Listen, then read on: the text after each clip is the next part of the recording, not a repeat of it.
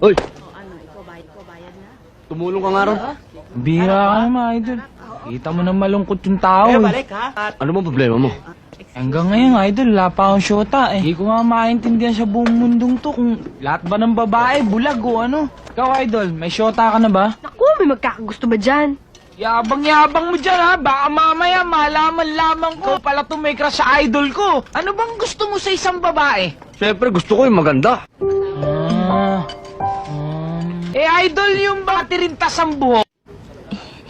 Ayoko naman masyado. Yung kayang chinita. Chinita? Ah, hindi. Ang gusto ko yung bilog ang mata. Idol yung masipag pero marami kung makabasag. Maalas sa negosyo yun.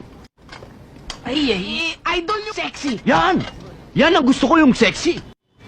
Sex. Saka yung matangkad.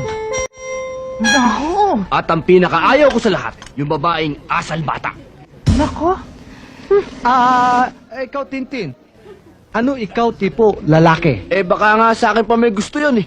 Excuse me, no? Ang tipo kong lalaki, gusto ko yung matalino. Matalino naman ako. Oo naman. Gusto ko yung yung gwapo.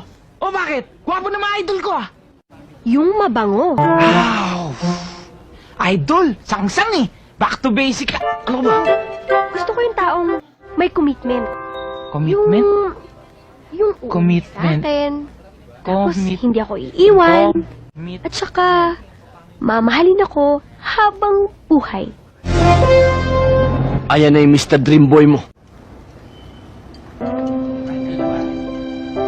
Mag-amo yan na kayo. Paiwan na namin kayo. Pwede ba makahingi isang kiss? Nang ano? Kiss. Kiskisin mo ang mukha mo.